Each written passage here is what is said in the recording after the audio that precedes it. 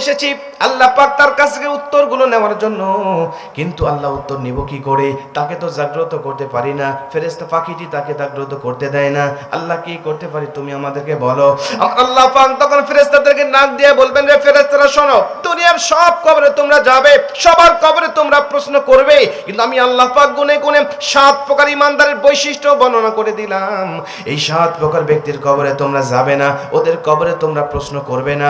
আমি আল্লাহ বলে দিলাম, ওদের আমি আল্লাহ পাক ওয়াদা দিয়েছি, ওদের সাথে আমার কমিটমেন্ট হয়েছে, লা ইউসাল ফি কবরিহি, ওর কবরে কোনো সওয়াল হবে না, ইল্লা ওয়াকাহুল্লাহু ফিতনাতুল কবর, ওর কবরে কোনো ফিতনা হবে না। আমি আল্লাহ পাকের সাথে তাদের একটি চুক্তি হয়েছে, ওরা দুনিয়া থেকে চলে আসলেই কবরটা জান্নাতের বাগান হয়ে যাবে।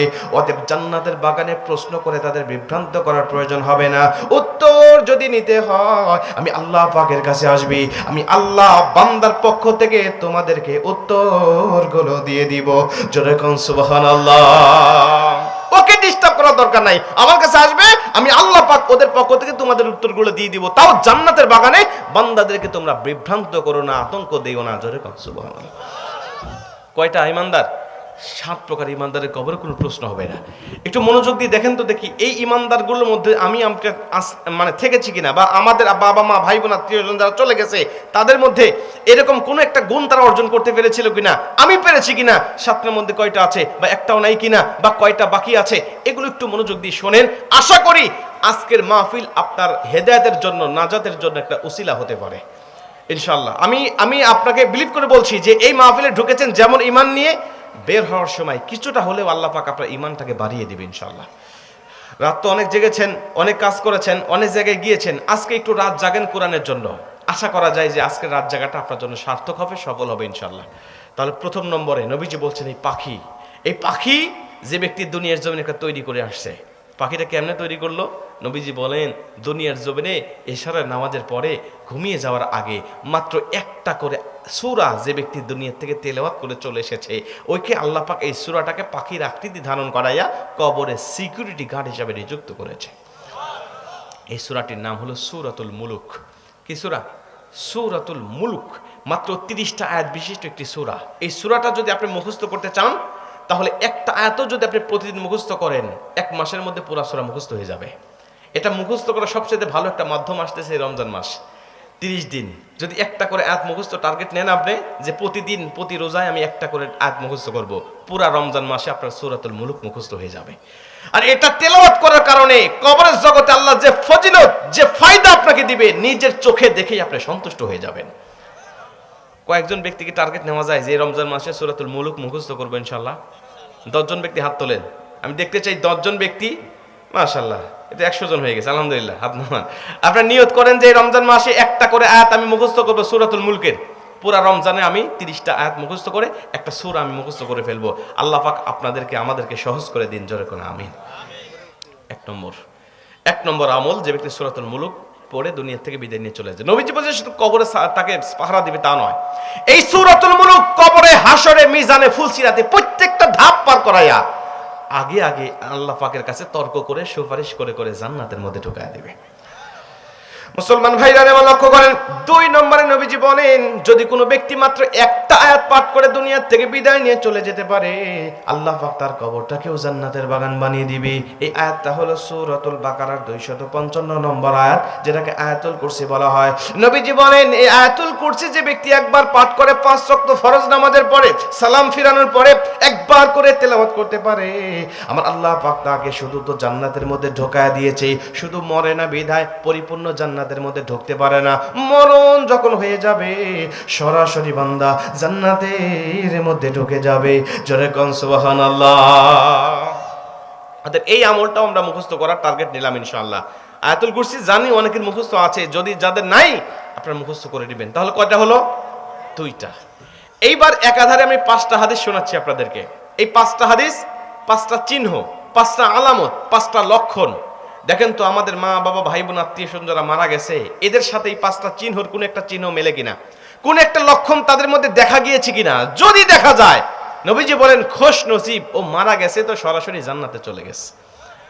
যে কোনো একটা, 5টার মধ্যে যে কোনো একটা মিললেই হবে। 1 নম্বরে নবীজি বলেন, মান কানা আখিরু কালামিহি লা ইলাহা ইল্লাল্লাহ ফাদাখালাল জান্নাহ। অর্থ শোনার আগে একবার কোন সুবহানাল্লাহ। নবীজি বলেন মান কানা আখিরু কালামিহি লা ইলাহা ইল্লাল্লাহ ফাদাখালাল জান্নাহ। যে ব্যক্তি দুনিয়া থেকে বিদায় নেওয়ার আগে শেষ কথাটা বলে ফেলেছে লা ইলাহা ইল্লাল্লাহ, কালেমা পাঠ করতে করতে যে ব্যক্তি দুনিয়া থেকে বিদায় নিয়ে চলে গেছে, আমি নবীজি বলে দিলাম খুশনসিব, ও দুনিয়া থেকে বিদায় নিতে দেরি হয়েছে, আমার আল্লাহ ওর কবরটা জান্নাতের বাগান করতে দেরি করে দেয়। এজন্য নবীজি অন্য একটা হাদিসের মধ্যে বলেন লাকিনু মাউতাকুম লা ইলাহা ইল্লাল্লাহ ফাদাখালাল জান্নাহ। যখন তোমরা কোনো মুমূর্ষু ব্যক্তিকে দেখতে যাবে, কোনো মৃত শয্যায় শায়িত ব্যক্তিকে দেখতে যাবে, ওর কাছে গিয়ে দুনিয়াবি খোঁজ গল্প করবে না, বলবে না লোকটা কয় বিঘা জমি কিনে গেল, কয়টা গাড়ি, কয়টা বাড়ি, কয়টা সন্তানকে সরকারি চাকরি দিয়ে গেল, এমন খোঁজ গল্প না করে, এমন কথা না বলে তুমি তার কাছে গিয়ে শুধু কালেমার তালকিন দিতে থাকো, তুমি নিজে কালেমা পাঠ করতে থাকো। তুমি তাকে জোর করবে না যে আপনি কালেমা পড়েন, কালেমা পড়েন, এমন বাধ্য তুমি তাকে করবে না। কেন? ওর মরণের সাকরাত শুরু হয়ে গেছে, মৃত্যু যন্ত্রণায় ছটফট করছে। তুমি যদি বারবার তাকে কালেমা পড়ার জন্য তাগিদ দাও, তাহলে সে বিরক্ত হয়ে কালেমাকে অস্বীকার করে বসতে পারে। এজন্য তুমি তাকে কালেমা পড়তে তুমি বাধ্য করো না, তুমি নিজে কালেমা পড়তে থাকো, কালেমা তালকিন দিতে থাকো। তোমার উচ্চ স্বরে কালেমা পাঠ করা দেখে দেখে ও যদি তোমার মুখের সাথে মুখ মিলিয়ে একবার কালেমা পড়তে পারে, তোমার ঠোঁটের সাথে ঠোঁট মিলিয়ে একবার কালেমা পড়তে পারে, আমি নবীজি ঘোষণা করে দিলাম আমার আল্লাহ ওর জীবনের সব গুনাহ মাফ করে ওকেও জান্নাতি মরণ দান করবে। জোরে কোন সুবহানাল্লাহ, আল্লাহু আকবার বলে। এজন্য আমরা টার্গেট দিলাম এলাকা থেকে যখন কোনো মুমূর্ষু ব্যক্তির খবর পাবো অমুক ব্যক্তি দুনিয়ার থেকে বিদায় নিয়ে চলে যাচ্ছে, মৃত শয্যায় শাহীদ হয়ে গেছে, ওর কাছে গিয়ে কোনো কথা বলবো না, অন্তত একবার হলেও কালেমার তালকিন দিয়ে আসবো ইনশাআল্লাহ। আল্লাহ আমাদের তৌফিক দান করুক, জোরে কোন আমিন। 3 নম্বর গেল। 4 নম্বরে নবীজি বলেন আল মাউতু আলা আমালিন সালেহ। যে ব্যক্তি দুনিয়ার জমিন থেকে ভালো ভালো কাজ করার অত অবস্থায় দুনিয়ার থেকে বিদায় নিয়ে চলে যাবে, আমলে সালেহ করার অত অবস্থায় দুনিয়া থেকে বিদায় নিয়ে চলে যাবে। আমলে সালেহ কাকে বলে? 5 ওয়াক্ত নামাজ পড়া অবস্থায় দুনিয়া থেকে বিদায় নিয়ে চলে গেছে, কোরআন তেলাওয়াত করা অবস্থায় দুনিয়া থেকে বিদায় নিয়ে চলে গেছে, রমজান মাসে রোজা রাখতে গিয়ে দুনিয়া থেকে বিদায় নিয়ে চলে গেছে, হজ করতে গিয়ে লোকটা দুনিয়া থেকে বিদায় নিয়ে চলে গেছে, সত্যের পক্ষে কথা বলতে গিয়ে দুনিয়া থেকে বিদায় নিয়ে চলে গেছে, তাফসীর মাহফিলে তাফসীর শুনতে এসে দুনিয়া থেকে বিদায় নিয়ে চলে গিয়েছে, সত্যের কথা বলতে গিয়ে বাতিলের ফাঁসি রশি গলায় নিয়ে দুনিয়া থেকে বিদায় নিয়ে চলে গেছে।